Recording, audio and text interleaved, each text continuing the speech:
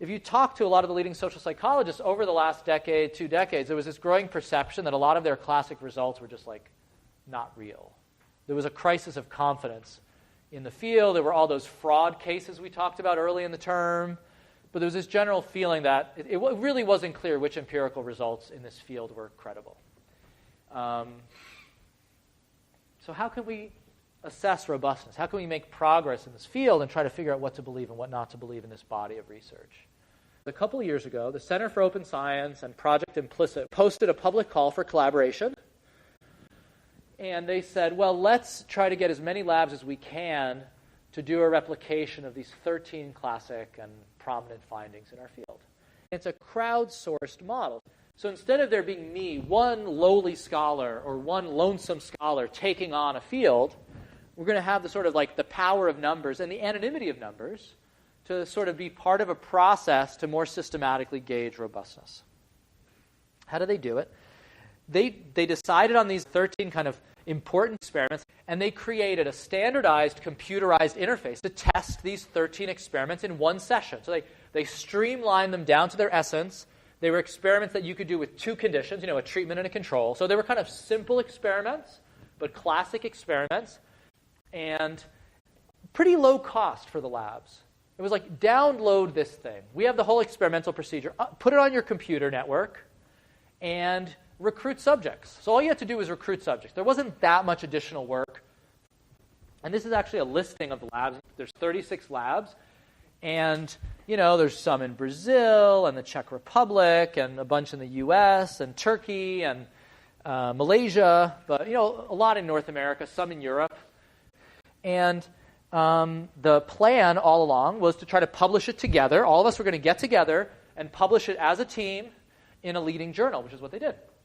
So this is a pretty interesting model. We're going to have the anonymity of crowds. We don't have to worry about retaliation.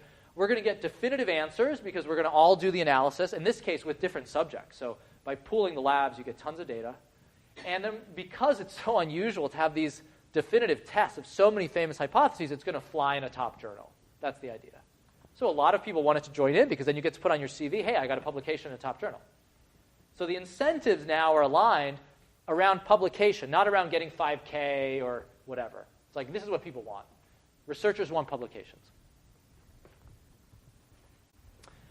Okay, now before getting into the sort of summary results, I want to talk about 2 specific tests. The first one is this gain versus loss framing by our most famous sort of psychology and economics pioneers, Tversky and Kahneman. This is really getting at how people view risk. There's an epidemic. Do you frame the intervention as saving 200 out of 600 lives or having 400 people die out of 600? So if you frame it one way, it's exactly the same, right? There's 600 people, 200 will live, 400 will die. Does that framing mean anything? Now, from the point of view of like economic theory or some optimal social planning exercise, these are totally equivalent. There should be no difference. This is really a framing effect. They're going to test whether the framing affects your choice. The second one is flag priming. People are in the lab, and you ask them to do some funny task. You ask them to sort of estimate the time of the day in a photo. But in some of the photos, in the background, subtly, there's an American flag. And if they see the American flag in the background, subtly, people become more conservative. And they're like, yeah, I'm not really for gun control. I'm against it because I saw an American flag, kind of thing. Okay. This was a very famous paper. It's well cited. It's published recently. And it's about priming. I mean, I've done a little bit of work on priming in the lab. It's very controversial. Like, what does priming do? To subtly mentioning. There's tons of work on this. If you subtly mention something to somebody, does it affect how they answer, how they view the world? And there's tons of people that say it does. So this is, a kind of mainstream priming paper. But they want to figure out if this holds. They only did this experiment in the American labs. Because if you show the American flag in Malaysia, why it would or wouldn't affect views on affirmative action in Malaysia are unclear. There is actually a lot of affirmative action in Malaysia towards sort of ethnic melees. And it is a really big issue, but it has nothing to do with the American flag, I don't think. Okay. how much do these results hold up? It really depends on how you classify holding up. So we're going to have alternate definitions. If you consider replicate, which is sort of how psychologists do it, as, yes, I rejected the null, that the effect is in the same direction as the original published paper, then basically 10 to 11, there's one that's right on the fence, but 10 to 11 of the results replicate. Meaning, if the original paper said there was a positive effect, pooling all this data, you get a positive effect. Ask yourself what replication means if the original effect size was a 1 standard deviation effect. But here, when you pool thousands of observations, you get a 0.1 of a standard deviation effect. Does that replicate that result or not? But the most generous definition is 10 to 11 out of the 13 studies broadly replicate.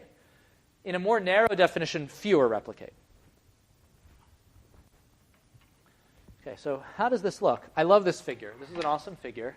These are the 13 different studies where they mention the original paper there in the citation.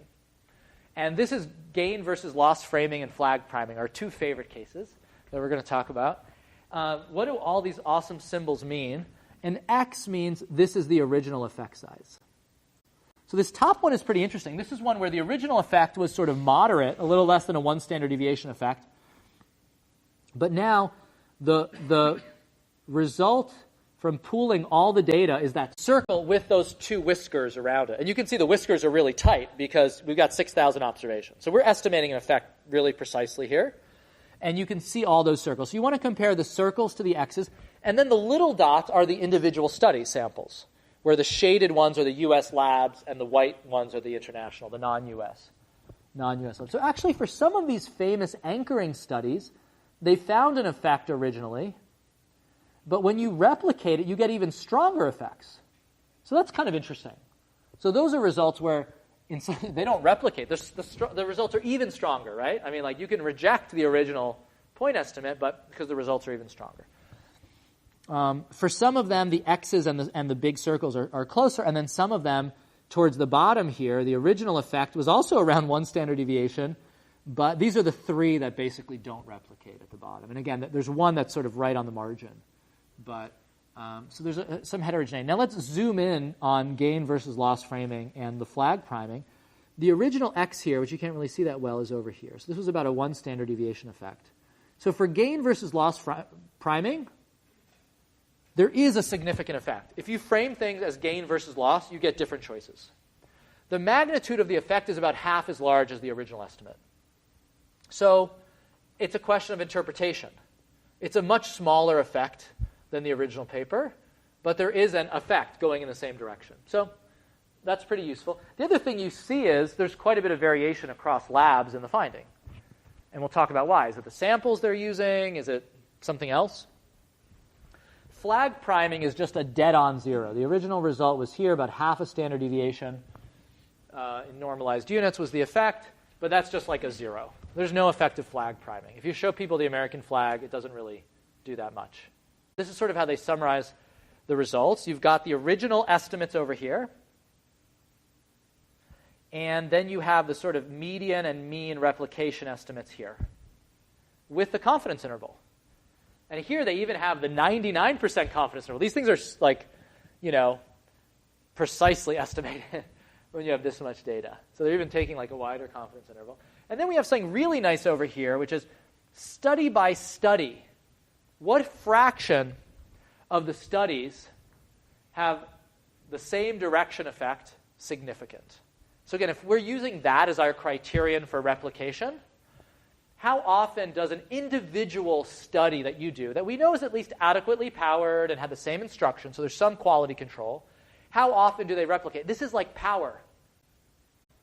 What are our 2 cases? What do they tell us? Gain versus loss framing. The original effect was about 1.1 standard deviation units, and that falls by about half.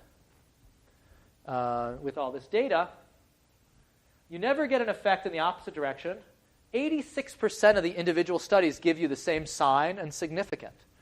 In terms of the flag priming, the original effect was about half a standard deviation. You just get this like dead-on 0, basically. There's just no effect of flag priming. In none of the individual studies do you even reject the null. In fact, in one of them, you get the wrong sign. And that's about the proportion you'd expect. at 95% confidence, about 4%, like one out of these studies. So this was kind of an encouraging thing. Like we pretty much believe that's a 0, and yeah, you get one false positive out of 30-something. How much heterogeneity is driven by different things? So one concern is maybe certain labs just produce big effects for some reason. There's something about the setting, there's something about the sample, we don't know. Now here it's reorganized. Each of these is the different lab. So this is Tilburg, and this one is, Mechanical Turk, Amazon Mechanical Turk. This is, Ithaca. And these are the point estimates for each of the 13 experiments that they ran. And you can see, overall, there isn't that much variation here. It isn't like there's some labs that have huge effects and some that always have zeros or something. So they say there isn't tons of sort of cross-lab variation in overall effects. That's kind of interesting. The other thing that they show, and I thought this was also interesting, they don't show much variation due to the study setting. Whether these games were played online or in the lab didn't really affect the point estimates. That's kind of encouraging. Of course, it's all a computer interface anyway, so you might think it wouldn't matter, but still, if you're recruiting online samples versus people that walk into the lab, there's quite a bit of different self-selection there. U.S. versus non-U.S. labs. So it wasn't like the U.S. study samples were different. Now, I might want to cut the data a little differently as a development economist. I might want to take separate out Brazil and Malaysia and say, oh, these are middle-income countries or whatever. But anyway, overall, there was no kind of big differences there. They also, and this was even more surprising, don't find much in the way of interaction effects with different demographic characteristics. So they also did a survey at the end of the labs. You get your gender, age, education, kind of basic stuff. They have it in an appendix. That didn't matter much either. So it looks like most of the variation is really just like sampling variation. It just happens that there are different effects. This is a pretty interesting finding.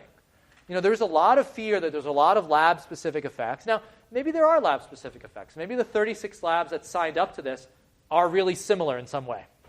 These 36 labs have principal investigators who are really into replication, or they have a particular research approach, and so there's sort of less heterogeneity here. I don't know, maybe. We don't know that for sure. But still, they have a lot of different labs, and not much in the way of heterogeneous treatment effects.